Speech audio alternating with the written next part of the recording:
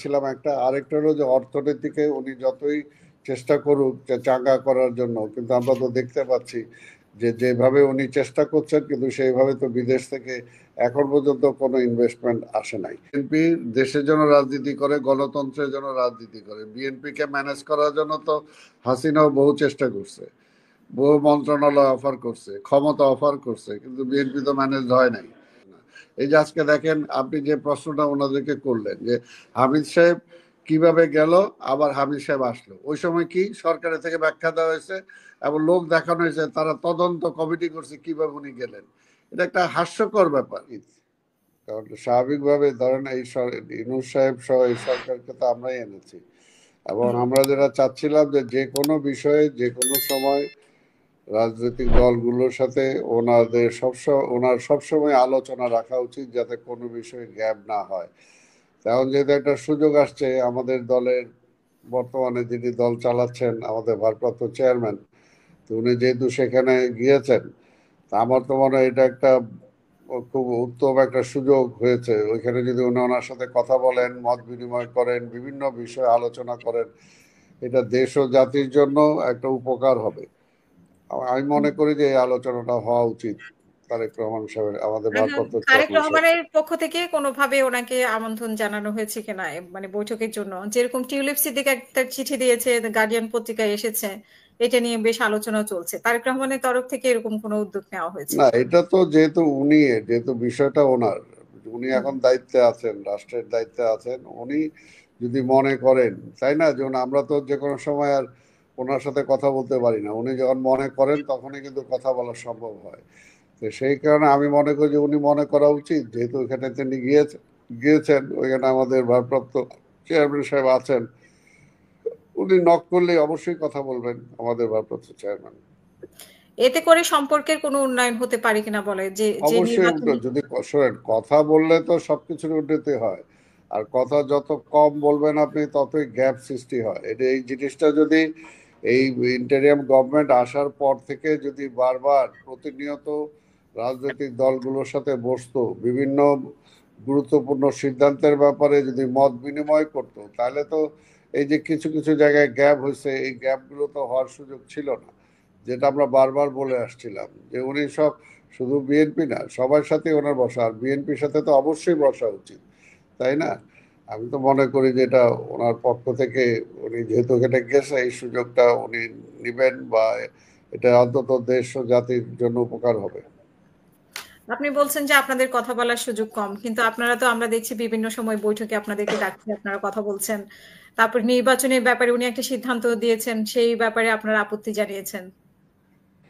না, এটা তো আমরা আগে থেকে বলে আসছি যে কারণ আমরা ডিসেম্বর বলছিলাম বিভিন্ন কারণে, বিভিন্ন দিকে যুক্তি দেখিয়ে, যে আমরা বলছিলাম যে দেখেন, একটা হলো যে যেহেতু জাতীয় আন্তর্জাতিক ভাবে পরাজিত ফ্যাসিবাদ এখন পর্যন্ত অ্যাক্টিভ, সে ষড়যন্ত্র করতেছে, সেই চেষ্টাই করবে যে এই গভর্নমেন্ট যাতে ফেল করে, চেষ্টাই করবে যাতে নির্বাচনটা সঠিক সময় বা সঠিকভাবে না হতে পারে।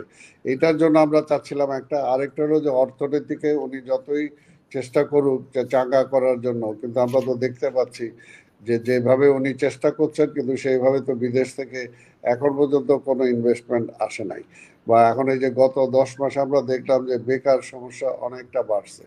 তারপরে এর মধ্যে আরেকটা কারণ হলো যে আমরা বলছি যে সেই সময় পরীক্ষা আছে, রোজা আছে, উনি যে সময়টায় করতে চান। তা এখন মনে করেন আমরা তো নির্বাচন করব, এখন আমাদের বিষয়টা তো ওনাকে দেখতে হবে যে রোজা মুখে রেখে সেই সময় আমাদের পক্ষে গণসংযোগ করা, নির্বাচনী কার্যক্রম পরিচালনা করা, ইটস এ টাফ। তো এই সমস্ত বিষয়গুলো তো উনি অনুধাবন করবেন আমরা আশা করি। তো এগুলো এগুলো চিন্তা করি তো আমরা বলছি, এবং শুধু আমরা না, আজকে বেশিরভাগ রাজনৈতিক দলই বলছে যে এটা একটা সুইটেবল টাইম হয় ডিসেম্বরে। তাহলে এটা তো উনি কথা বলতেই পারেন। তো আমার মনে হয় এখনো তো সবকিছু শেষ হয়ে যায় নাই, এখনো আলোচনা করে এটাকে শর্ট আউট করাই যায়। এটা তো এমন কোনো বিষয় না যেটা একেবারে ছেড়ে দিছি, এখান থেকে আর কোনোভাবে এটাকে রিটার্ন করানো যাবে না, এমন তো কোনো বিষয় না। কাজে এটা আলোচনা করে বৃহত্তর স্বার্থে সেটা করাই যেতে পারে। এটা সরকার তো ব্যাখ্যা দেয় নাই যে কেন ডিসেম্বরে। আমরা তো বলছি যে যে কয়টা সংস্কার তারা করতে চায় এগুলো করেই ডিসেম্বরের মধ্যে নির্বাচন করা সম্ভব, কিন্তু সরকার তো এটা ব্যাখ্যা করে নাই যে ডিসেম্বরের মধ্যে কেন তারা মনে করে সম্ভব না। এটা তো সরকার বলে নাই। ইভেন সরকার কেন জুনে নিয়ে যেতে চান আমরা যে জায়গায় সেটা তো বলছি ওনারা সেটা। বলেছে ওনাদের বিচার বিচার এবং সংস্কারের জন্য ওনাদের সময় লাগবে। না না, কোনো সময়ই দরকার নাই, কারণ এটা তো 10 মাস অলরেডি ওনারা পার করে ফেলছেন। এই বিচার তো আমরা বলছি যে ওনারা ট্রাইব্যুনাল বানান না কেন। আমরা তো চাইছি যে এরা যে বিচার বিচার দ্রুত হোক, কিন্তু ওনারা এত দেরি করলেন কেন?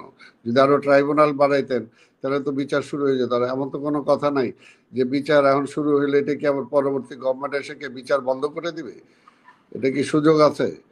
এটা তো এরকম কোনো অবস্থা তো বাংলাদেশে নাই, অন্তত বিএনপি এরকম কোনো কথা তো বলে নাই, তাই না? তো কাজে বিএনপি এগুলো বলে নিয়ে নাই, কিন্তু বিএনপি যদি ম্যানেজ হয়ে যায় আওয়ামী লীগ দ্বারা, তাহলে তো আওয়ামী লীগের বিচারগুলো হলো না বিএনপি যদি বিএনপি ক্ষমতায় বিএনপি আসে। বিএনপি তো অত সোজা দল না যে বিএনপি ম্যানেজ হয়ে যাবে। বিএনপি একটা রাজনীতি করে, এবং বিএনপি দেশের জন্য রাজনীতি করে, গণতন্ত্রের জন্য রাজনীতি করে। বিএনপি কে ম্যানেজ করার জন্য তো হাসিনাও বহু চেষ্টা করছে, বহু মন্ত্রণালয় অফার করছে, ক্ষমতা অফার করছে, কিন্তু বিএনপি তো ম্যানেজ হয় নাই। কাজে বিএনপি এখানে ম্যানেজ হওয়ার ব্যাপার না, তো দেশের জন্য যেটা প্রয়োজন বিএনপি সেটাই চায়। কাজে আমরা বলছি যে ওনারা যে এপ্রিলে নির্বাচন করতে চাচ্ছেন সেই সময় একদিক দিয়ে পরীক্ষা, তারপরে রোজা। এটা এই দুইটাকে আপনি কিভাবে, এখন আমরা মনে করেন আমরা ইলেকশন করব, তো সেই সময়টা আমরা কিভাবে মুভ করব, তাই না? সেটা কি আমাদের পক্ষে সম্ভব? সেটা কি সম্ভব? তো এই কারণেই আমরা তো যুক্তি দেখাইছি, কিন্তু ওনাদের তো কোনো যুক্তি নাই। এবং আমরা বলছি যে কয়টা সংস্কার করা দরকার সেই কয়টা, অর্থাৎ পরবর্তী নির্বাচিত সরকার যাতে ফ্যাসিস্ট না হতে পারে সেটার জন্য যে কয়টা সংস্কার করা দরকার এই সময়ের মধ্যে করা যায়। এবং এবং তারা যে ইমিডিয়েট যেগুলো করতে চায় সেগুলো অবশ্যই করা যায়। যে সমস্ত বিষয় ঐক্যমত হয়েছে সেই সমস্ত বিষয় অবশ্যই সংস্কার করা যায়। আর বাকি যেগুলো সংস্কার দরকার আছে সেগুলো পরবর্তী পরবর্তী পর্যায়ে নির্বাচিত সরকার আসার পরে সেগুলো করবে। কেউ তো মানা করে নাই যে আমরা করব না, মানে দেশটাকে ওনারাই খালি ভালোবাসেন আর আমরা ভালোবাসি না। 17টা আপনাদের বছর অনেক নেতা রক্ত তো দিয়ে। বলছে উনি উনি নির্বাচনই দিবে না। আপনাদের উনি অনেক নেতা বলছেন যে উনি নির্বাচন দেওয়ার কোনো উদ্দেশ্য নাই, দেখে উনি এরকমই না, ফিরে আসেন। যখন আজকে এই সমস্ত খোরা যুক্তি আসে তখনই তো অনেকে বলে সেটা, কিন্তু আমরা তো সেটা বিশ্বাস করি না। আমরা বিশ্বাস করি ওনাকে আনাই হয়েছে নির্বাচন দেওয়ার জন্য। নির্বাচন কি, ওনাকে আনাই হয়েছে যে একটা একটা একদলীয় ফ্যাসিবাদ ক্ষমতায় ছিল, এইখান থেকে গণতন্ত্রে উত্তরণের জন্যই তো এই সরকারকে আনা হয়েছে। এই সরকার তো, এটা তো ইন্টেরিয়াম গভর্নমেন্ট, পরিষ্কার বলাই আছে, এটা তো লং মানে ফুল ফ্লেজেড গভর্নমেন্ট না। আর আরেকটা, এই যে যে ক্রাইসিস গুলো আসতেছে এই ক্রাইসিস গুলো তো এই সরকার মিট আপ করতে পারতেছে না, ফেসও করতে পারতেছে না। এই যে আজকে দেখেন আপনি যে প্রশ্নটা ওনাদেরকে করলেন যে হামিদ সাহেব কিভাবে গেল আবার হামিদ সাহেব আসলো, ওই সময় কি সরকারের থেকে ব্যাখ্যা দেওয়া হয়েছে এবং লোক দেখানো হয়েছে, তারা তদন্ত কমিটি করছে কিভাবে উনি গেলেন।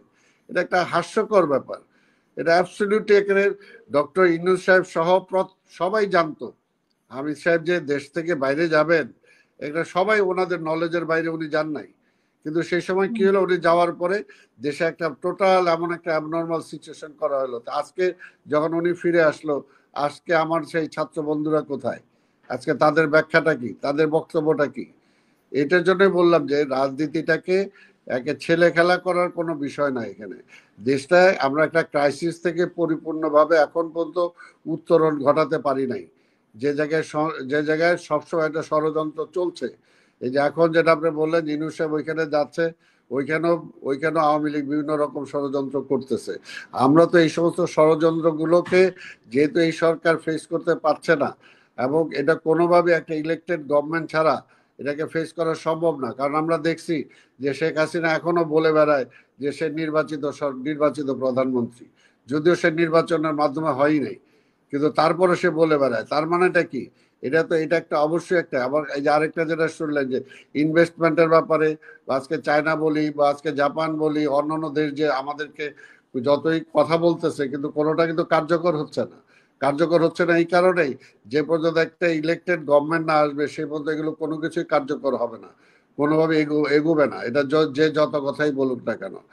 তো কাজে এর জন্যই যেটা বলতেছি যে আজকের সব কিছুর সমস্যার সমাধান যে আজকে যদি একটা নির্বাচনে আমরা যেটা বলছি এটা সুইটেবল টাইম, এটা কথা বলুক, উনি এখানে গেছে, উনি তারেক রহমান সাহেবের সাথে আলাপ করুক, আলাপ করতে তো দোষ নাই, আলাপ করুক, আলাপ করে দেশে এসে বিভিন্ন রাজনৈতিক দলগুলোর সাথে উনি আলোচনা করুক, আলোচনা করে যত সবাইকে এখানে মনে করতে হবে যে এখানে বিএনপি কিন্তু ইউনূস সাহেবের প্রতিপক্ষ না, বা ইভেন আমরা বলবো যে আমরা ছাত্রদেরও প্রতিপক্ষ না।